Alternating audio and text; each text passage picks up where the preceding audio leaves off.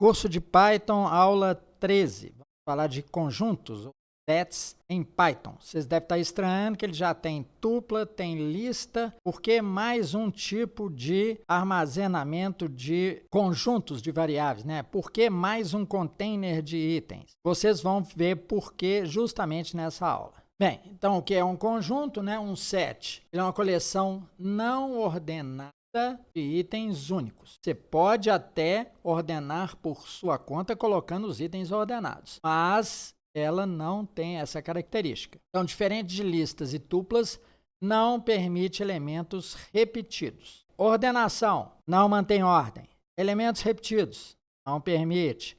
É mutável? Sim, permite alteração.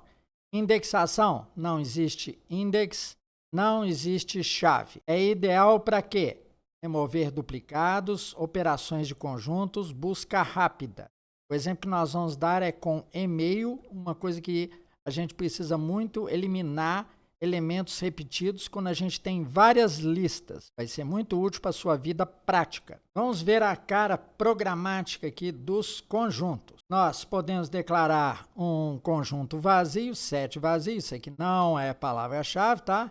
Isto aqui é que é, ó. A gente dá set, abre e fecha parênteses. Depois, vejam, nós podemos fazer uma lista de números, nós podemos ordenar a lista de números por nossa conta, mas isso não significa que ele vai dar a lista numerada ordenada. E depois fazemos um conteúdo misturado, ó, variável numérica, variável string, variável booleana, sem problema nenhum. Só que entre chaves, aqui temos os métodos. Se eu dou um add com um parâmetro, ele adiciona justamente esse item, vejam. Então, se a variável do set é s, eu dou s.add 10 e ele acrescenta o elemento 10 no final da lista, no final da coleção, final do conjunto. Update, adiciona vários. Veja, eu dou um s update 456 e ele vai inserir ao final esses elementos daí. Depois nós podemos fazer o teste do update para ver se ele altera ou se coloca no meio e o que acontece se já houver elementos repetidos. Remove x, remove um item. Se não existir, ele simplesmente tira.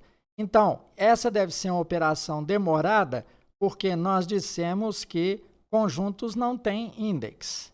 Então, é bom evitar esse tipo de coisa. Depois, discard, remove sem erro. Ou seja, se não existir, ele não dá nenhum erro. Então, é aquele tipo, se existir tal item, delete. Então, ele tem como parâmetro o item que você quer colocar. No caso aqui, 50. Clear.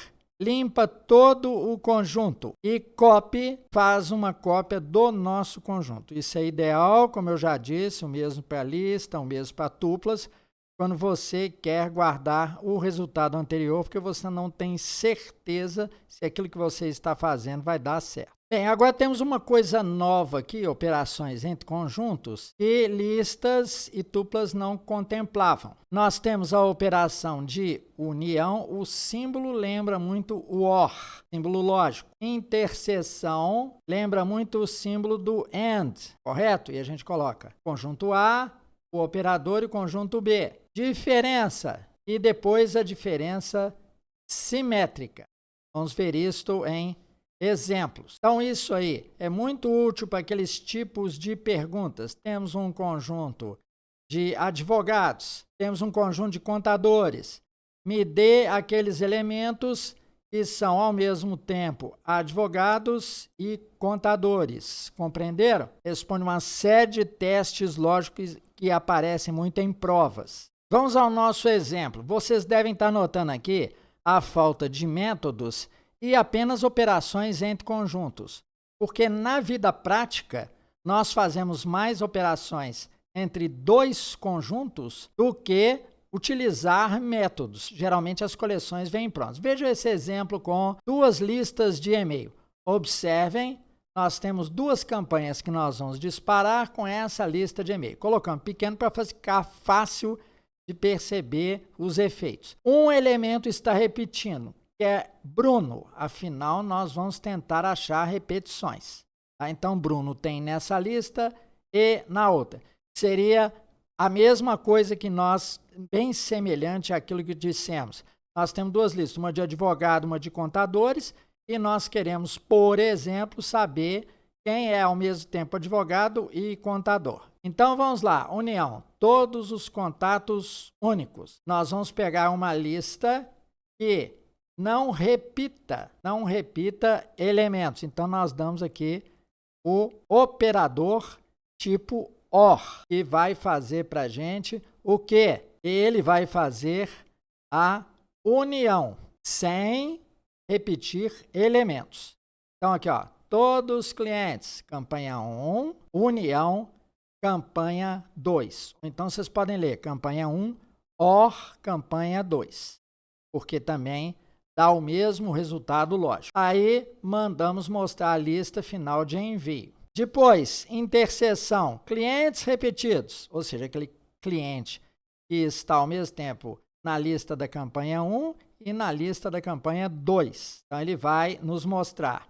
Depois, a diferença, clientes exclusivos da primeira campanha, tá? Aqueles que aparecem na campanha 1 e não aparecem na campanha 2. Então, aqui, exclusivos da campanha 1. Então, vamos executar o código. Aqui está, colocamos exatamente o exemplo como ele está ali no nosso slide. Vamos executar. Os pontos de checagem são lista final de envio, clientes duplicados e exclusiva campanha 1. Vejamos. Cadinho aqui, pronto. Lista final de envio. Estão vendo que Bruno não foi repetido e não houve nenhum efeito de ordenação na nossa lista. Depois, clientes duplicados.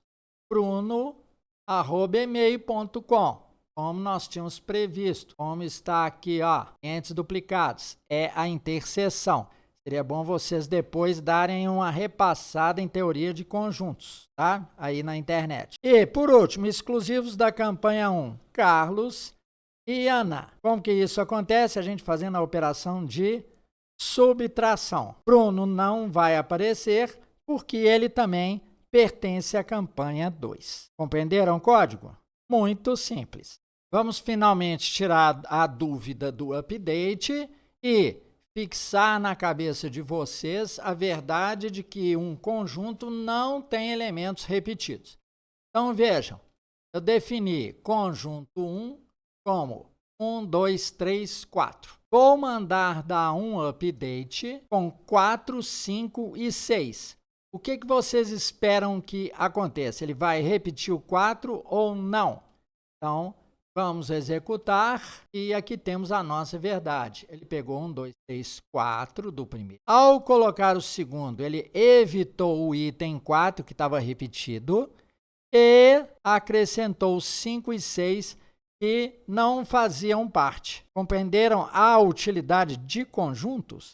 Isto é muito útil justamente para listas de e-mails de campanhas que vocês têm. À medida em que vocês vão acrescentando clientes que vêm de várias listas, vocês podem ficar seguros de colar a lista do jeito que está, porque o que tiver nas listas anteriores não será repetido.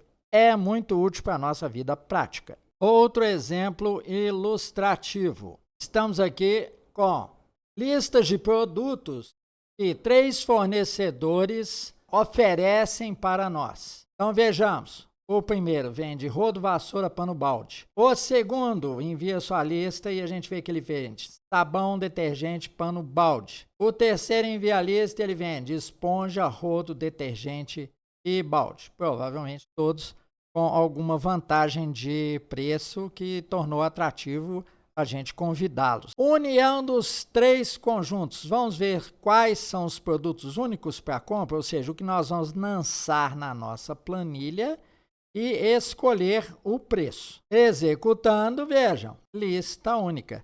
Estão vendo a utilidade de uma coisa chamada conjunto? Ele corresponde exatamente àquela verdade da matemática. Conjunto, ele é muito útil para você fazer as operações de interseção, de união e eliminação de produtos iguais. Espero que vocês tenham percebido a diferença entre listas, duplas e os conjuntos. E por que que nós precisamos de cada um. E como que este objeto aqui, conjuntos, é utilíssimo para uso diário, uso empresarial.